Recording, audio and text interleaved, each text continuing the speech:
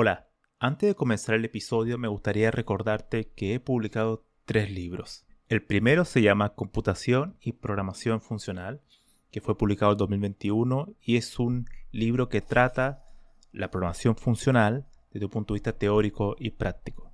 El segundo se llama Mentes Geniales, la vida y obra de 12 grandes informáticos. Esta es una obra que repasa la historia de hombres y mujeres que fueron relevantes en la historia de la computación.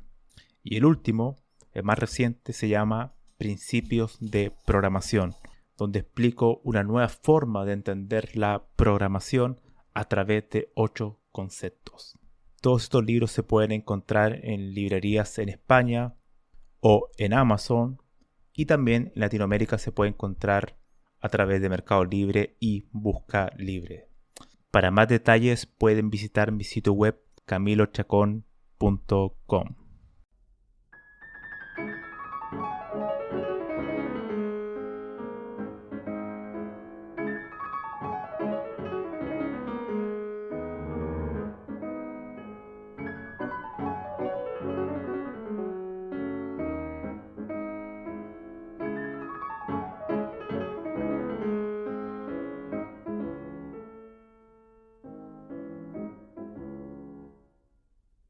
Hola, ¿qué tal? Hoy es un nuevo episodio del podcast y voy a tratar sobre un tema que no lo había mencionado en los episodios anteriores. He hablado un poco sobre algoritmos, lenguaje de programación, estructura de datos, sistemas distribuidos y otras cuestiones más. De hecho, bueno, también filosofía de la computación. Pero no había tratado algo que es central también en la computación o la informática en general, y es la base de datos. La base de datos como un sistema informático al final. Después de todo, una base de datos, un motor de base de datos es un software también que nos permite almacenar información persistente. Persistente hace referencia a que está en disco, en el disco duro. Es decir, que una vez que yo apague el ordenador o el computador y lo vuelvo a encender, esa información no se va a perder, no es volátil, ¿no? Entonces se puede mantener. Y bueno, las bases de datos tienen distintos tipos de categorías, ¿no? Y este tema nace por una pregunta que me hicieron en Quora. O no, no me hicieron en Quora, yo la encontré en Quora, mejor dicho. Y dice así: dice, ¿cómo se comparan y se contrastan los diferentes tipos de base de datos? Esa pregunta me hizo recordar que hay algunos distintos tipos de tipos, paradigmas, que también se pueden agrupar en la base de datos, así también como se pueden agrupar los lenguajes de programación con su paradigma orientado a objetos, imperativo, funcional. Bueno, la base de datos también la podemos agrupar, pero en paradigmas un poco más reducidos, ¿no? Las formas que la voy a agrupar aquí son en 4 categorías, ¿no? La primera es la más clásica y la vamos a agrupar en base a ocupando siempre el concepto de SQL. Voy a explicar por qué lo ocupo, ¿no? Primero tenemos a la base de datos que son SQL, que son las clásicas, los modelos o los motores de base de datos tradicionales, relacionales, que bueno, todo se va modelando a través, toda la información se va modelando a través de tablas que tienen relación entre sí. Por ejemplo, PostgreSQL, MySQL, MariaDB, Oracle, eh, SQL Server, etcétera. Todos son modelos que nacieron en la década de los 80 nace el primer motor de base de datos, que es Postgre, con Michael Stonebreaker, que es uno de los grandes impulsores o referentes del área en la investigación académica en base de datos. Y él hizo ese motor y bueno, de ahí aparecerían muchos más motores después, ¿no? Posteriormente. Ese tipo de bases de datos son las que la mayoría de las personas conocen. Los informáticos nos enseñan en la universidad. Generalmente son motores de base de datos basados en SQL. SQL, ¿por qué? SQL en sí es un lenguaje de dominio específico. Es decir, es un lenguaje que nos sirve es un lenguaje de programación, pero que sirve para un determinado objetivo, ¿no? Que es la consulta de datos a dicha base de datos, ¿no? Cómo podemos acceder a información a través de una consulta, ¿no? Y ese lenguaje de consulta es SQL. Otro lenguaje como por ejemplo C o Python o Java es un lenguaje de programación general, de dominio general. O sea, nos sirve para hacer múltiples cuestiones. Entre ellas pueden servirnos para hacer consultas, pero pueden servirnos para hacer aplicaciones móviles, de escritorio, script, etc. SQL fue pensado solamente para trabajar en un ámbito específico, y ese ámbito específico son las bases de datos.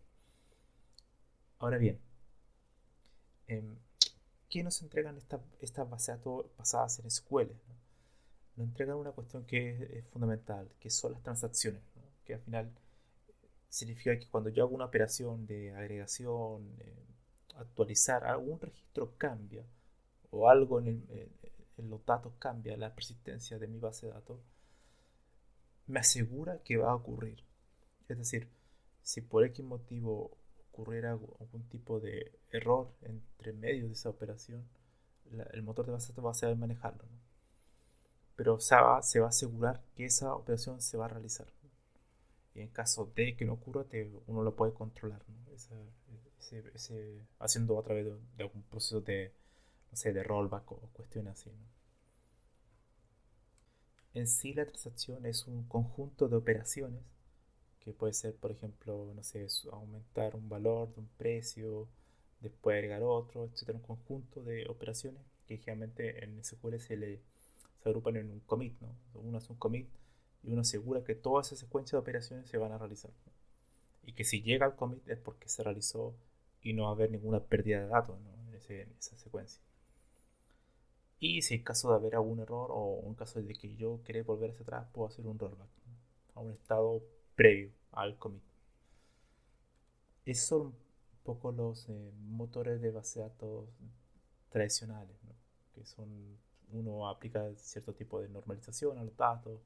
Generalmente en la universidad se nos enseña a normalizar, la normalización uno 2 las distintas fases de normalizar los datos para hacer mucho más, de manera mucho más flexible y más fácil acceder a los datos. Hacer por ejemplo, join, ¿no? Que un join es una operación que toma dos tablas y las une, ¿no? Para retornar una nueva. Todas esas cuestiones es lo que trata la base de datos eh, relacionales, que fue el primer tipo de base de datos que aparecieron, que se basaba netamente en disco duro. O sea, toda la información era disco duro. ¿Por qué? Porque en aquellos años el disco duro era lo que más había espacio. La memoria RAM, que es volátil, tenía una cantidad mínima que no permitía almacenar mucho datos en memoria, por tanto se iba todo a disco. Ahora, al ir todo a disco, la inserción y el acceso a los datos también es más costoso, ¿no? Ahora, para las cosas han cambiado con el tiempo. Obviamente ahora tenemos discos de estado sólido que tiene un acceso mucho más eficiente que un disco HDD, que son los tradicionales, ¿no? No recuerdo cuáles son como los que tienen una rotación, ¿no? Son mucho más eficientes los SD, pero aún así no se comparan al acceso a memoria, que vamos a ver más adelante que algunas bases de datos, otras categorías de bases de datos lo están incorporando. Los otros tipos de bases de datos que existen son las no SQL, que el nombre quizás no es el mejor, de hecho, pero lo que quiere decir en realidad no es que esté en contra de SQL, sino que más bien debería ser no relacional. Son motores de base de datos que no buscan el modelo en que se construye la base de datos para almacenar la información, no tiene relaciones en sí, sino que más bien se basa en una estructura de datos muy clásica, muy tradicional, que se llama clave-valor, como una tabla hash o un diccionario en algún otro lenguaje de programación. Que básicamente yo tengo una clave que es única y tengo asociado un valor, y ese valor puede ser cualquier otro tipo de datos. Esto es muy útil generalmente en aplicaciones web que requieren hacer tipo de búsqueda o algún tipo de acceso muy rápido. Y este tipo de base de datos predomina en algunos de estos tipos de entornos, ¿no? Que son muchos de startups, ocupan ese tipo de base de datos. Ahora bien, aquí no es un tema de cuál es mejor que otra, sino que más bien unas son más, igual que los lenguajes de programación, unos son mejores para un tipo de problema y otros son mejores para otro tipo de problema, ¿no? Y esta no SQL Por ejemplo, MongoDB, que es una base de datos basada en documentos, un documento, un JSON, un JSON. Otra tenemos Redis, que es una base de datos basada en memoria. Memoria, es decir, memoria que tiene un mecanismo de, primero, bueno, almacenando en memoria toda la información y queda en caché, queda cacheada, ¿no? Y la podemos acceder rápidamente. Y también creo que tiene algún mecanismo de persistencia al disco. Y también está, por ejemplo, Cassandra, ¿no? Y hay muchísimas otras más.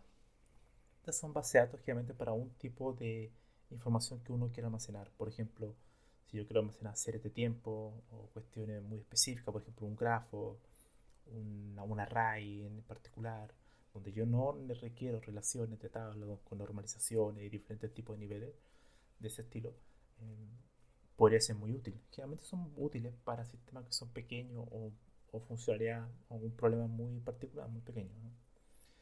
En modelos racionales uno puede abarcar muchísimas cuestiones más complejas.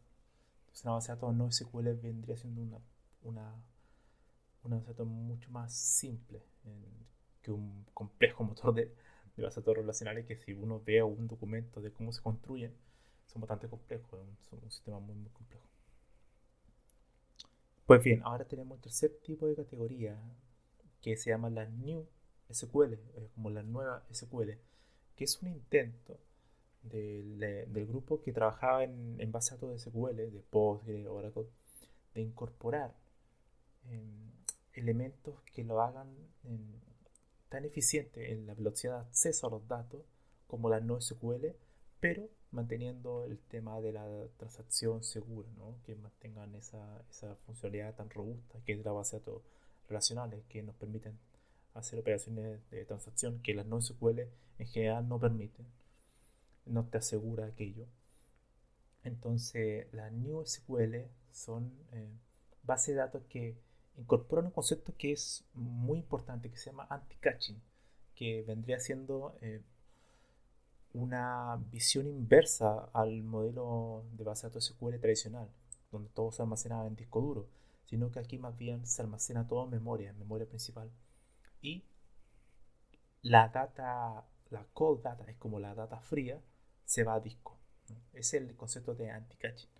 Y al final lo que busca es que tiene un proceso interno que va detectando cuál es la data caliente, la hot data y la data fría, ¿no?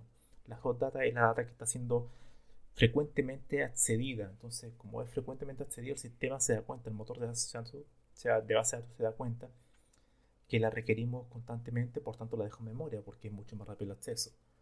Pero en cambio, si hay datos que no han sido accedidos por un par de horas, bueno, entonces lo almaceno en disco. Es un cambio de paradigma que lo hace mucho más inteligente el motor de base de datos. Ya no todo se va a disco duro, sino que ahora va monitoreando, por así decirlo, cómo se va comportando el modelo que construiste y cómo tú vas usando esos datos, accediendo a esos datos, para que el motor vaya interpretando o tomando mejores decisiones, ¿no?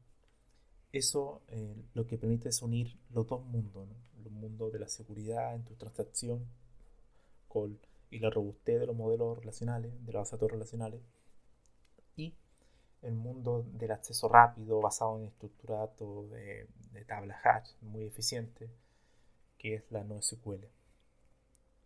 Algunos tipos de base de datos en NewSQL vendría siendo, por ejemplo, VolDB, SciDB, MemSQL. MemSQL creo que es bastante popular también, ha empezado a ser un poco más popular.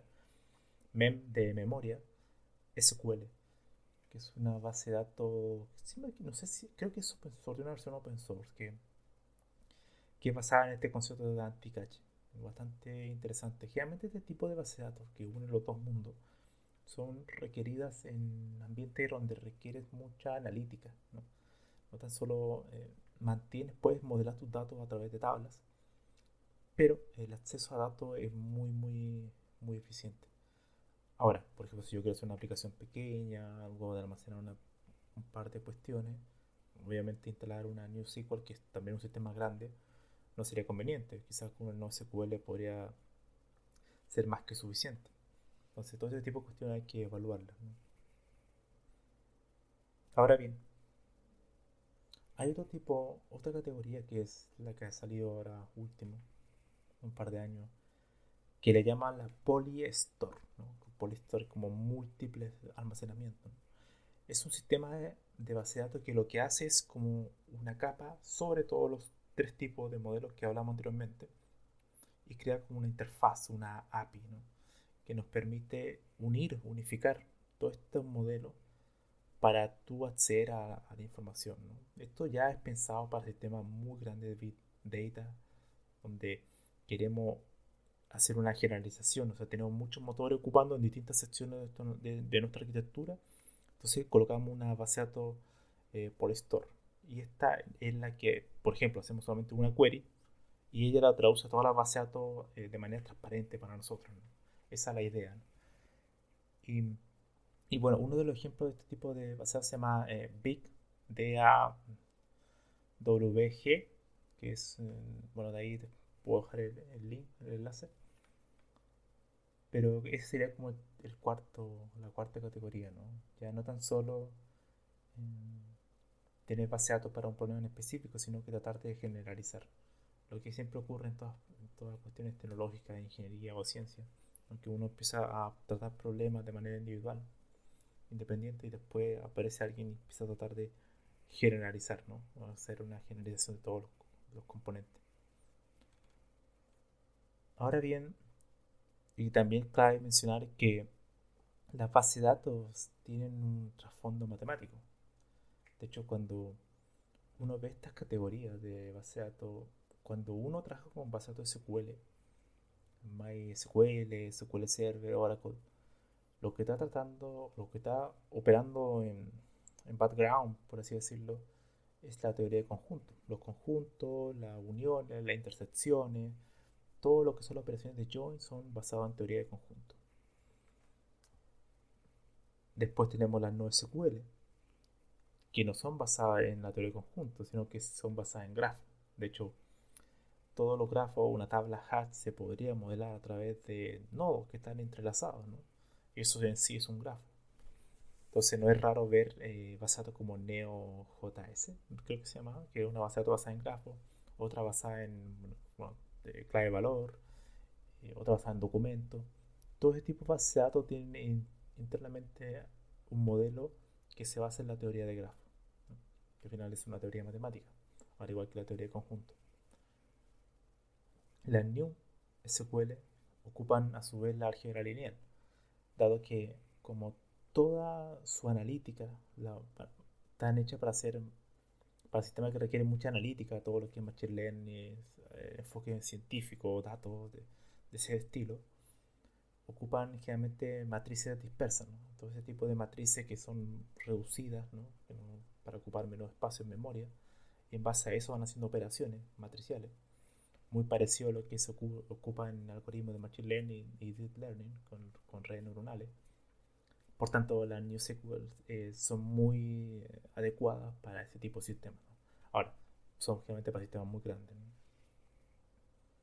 Y las Polystore son, por lo que he leído, porque yo todavía no he tenido la oportunidad de ocupar un sistema de Polystore, ocupan arrays asociativos, ¿no? Son estos arrays como cada array son como combinaciones de distintos motores de base de datos, ¿no? Esa es la idea intuitiva, ¿no? Y se van asociando uno tras otro. Entonces, dependiendo de la consulta que uno va haciendo, se va adaptando. No sé bien, eso no estoy seguro, si internamente tienen un lenguaje de consulta como SQL que se va traduciendo los distintos lenguajes de cada motor de base de datos, ¿no? Porque generalmente, como ustedes saben, cada motor de base de datos tiene su lenguaje propio, o la gran mayoría tiene uno propio, que en general son muy similares a SQL, dicho sea de paso. Pero, pero bueno, esa es una de las cuestiones también interesantes, ¿no? Entonces, después de haber visto un poco desde un alto nivel las categorías de base de datos, en computación generalmente tenemos grandes core, ¿no? Áreas que son principales. Tenemos una área que es toda la parte algorítmica, estructura de datos, como la parte más matemática, de cómo funciona la computación. Después tenemos un lenguaje de programación, que son sistemas muy complejos también. ¿no? Construir un lenguaje de programación con su compilador y todas las fases que tiene tu compilador y que esa fase tiene una subfase, son sistemas bastante grandes, ¿no? Después tenemos los sistemas operativos. Los sistemas operativos también son otro software bastante complejo que está dividido en toda una arquitectura interna que hace que cada una cumple un rol y se van comunicando entre sí, operaciones asíncronas, concurrentes, paralelas en sí, de prioridades de proceso, bueno, ese otro, ese para otro tema de otro podcast, ¿no? Los sistemas operativos. Y tenemos ahora esta base de datos, ¿no? Que es también un componente central, realmente, en todo desarrollo de software. Uno tiene una base de datos para hacer la persistencia. Y también son sistemas bastante complejos en el sentido de que tienen muchos componentes internos. Eso lo hace complejo de realizar. Quizás para una sola persona sería una tarea muy difícil y muy ardua, ¿no? Generalmente, una de las cosas que siempre me gusta tratar de decir en cada podcast que hago es que es interesante aprender esto. No me refiero a tan solo de aprender SQL, hacer las consultas a la base de datos, sino que entender, empezar a leer cómo funciona la base de datos internamente, cómo está hecho su motor de búsqueda, qué algoritmo ocupa internamente, por ejemplo, el árbol B para hacer información. Y todo ese tipo de cuestiones se pueden leer, se pueden aprender a través de artículos, quizá un poco más avanzados, pero que te dan una visión mucho más en detalle del software que estás ocupando. Hay muchos especialistas en base de datos, pero son especialistas de la herramienta de base de datos, no es especialistas de cómo se construye una base de datos en sí. Cuando me refiero a cómo se construye una base de datos en sí, no me refiero a construir clic derecho, crear base de datos en SQL Server, sino que me refiero a cómo se construye un motor de base de datos, ¿no? Si a ti te dijeran, crea una base de datos pequeña, sí, en código, créame una base de datos, no sé, un motor de base de datos, o sea, ¿cómo lo harías? Entonces, cuando tú empiezas a aprender los distintos tipos de categorías de base de datos de alto nivel y después empiezas a bucear, a profundizar en cada uno de los temas, te encuentras con mucho material de cómo se construyen estos sistemas. Al igual como uno, cuando quiere aprender a crear un lenguaje de programación, se topa con temas de compiladores, gramática libre de contexto, parser, el analizador léxico, el optimizador, etcétera. Con la base de datos pasa lo mismo. Hay distintas fases que uno podría ir programando una a una y construir su propio motor. Obviamente hay que tener bastante habilidad en programación y generalmente en lenguaje de más bajo nivel, donde se escriben estos tipos que es una programación de sistema en realidad. Una programación de sistema, generalmente todos son escritos en C o en C++, ese tipo de lenguaje, ¿no? Que son muy asociados, más cercanos al hardware para lograr un mayor rendimiento, ¿no? Performance, sacarle mayor provecho al sistema que estás ocupando. Es decir, no requieren tantas capas de abstracción, ¿no? No tendría mucho sentido crear un motor de base de datos en Python, ¿no? No sería muy conveniente. Entonces tenemos la base de datos que se agrupan en SQL, no SQL, que vendría siendo no relacional, NewSQL, que es una revolución sobre la SQL, que mejora aspectos de esta misma y le incorpora cosas nuevas, y la Polystore, que sería una capa superior a todas ellas, que más que ser un motor nuevo con una nueva técnica, un nuevo paradigma, es algo que busca generalizar las tres, ¿no? Y que empiezan a conversar entre ellas, ¿no? Ya que unir estas bases de datos también no es algo natural, ¿no? Cada una tiene la forma de modelar los datos diferente. Por tanto, tú requieres una interfaz que la acople, que se conversen entre sí de manera elegante, simple, flexible, que no sea un caos programarla. Así que eso sería un poco el podcast de hoy. Yo creo que en realidad los invito a aprender sobre este tipo de base de datos, a verla desde un foco mucho más general, desde arriba, y no centrarse solamente en una base de datos en particular, ¿no? Es decir, base de datos MySQL, base de datos Cassandra, base de datos VoltDB. No, sino más bien ver ya cuáles son los tipos de base de datos que existen. Esta. Mi problema es este. Ok, entonces como yo ya conozco cómo funciona cada una de estas categorías en un alto nivel, yo ahora puedo elegir qué base de datos me conviene más para este tipo de problemas, ¿no? Si yo tengo un problema que se basa en grafos, por ejemplo, en ruta, mapeo de caminos, de trayectoria, etcétera, entonces yo podría elegir una base de datos que sea de grafos, ¿no? Que está dentro de la categoría de NoSQL. O ahora necesito hacer mucha analítica, tengo muchos datos, teras de datos para hacer operaciones, para que los data science que van a hacer algoritmos machine learning, que acceda a esos datos. Entonces yo como conozco ya estas categorías de base de datos, podría decir, voy a investigar un poco esta News SQL. Probablemente sea la más adecuada. Y así, esa capacidad de decisión, donde tomamos la mejor decisión, o de elegir la mejor tecnología para un determinado problema, es lo que marca la diferencia entre un informático con experiencia y uno que no tiene experiencia. Y para eso hay que aprender, leer, jugar con los datos, jugar con las tecnologías, seguir leyendo, investigando. Y los invito a que aprendan base de datos, pero ya desde un fondo, desde un alto nivel, y una vez que tengan la idea general, profundizar en cómo se construye una base de datos, cómo funciona un motor de base de datos internamente, qué algoritmo ocupa para almacenar los datos, cómo va comprimiendo los datos, porque los datos también se comprimen. Eh, ¿Cuáles son los algoritmos para acceder más rápido a la información? Generalmente se ocupan algoritmos de árboles, ¿no? Árboles B. Y todo ese tipo de cuestiones son muy, muy interesantes porque se combinan conceptos como de estructura de datos, algoritmos, complejidad algorítmica, etcétera. Así que eso sería. Espero que todos estén muy bien y nos vemos en el siguiente episodio de este podcast. Adiós.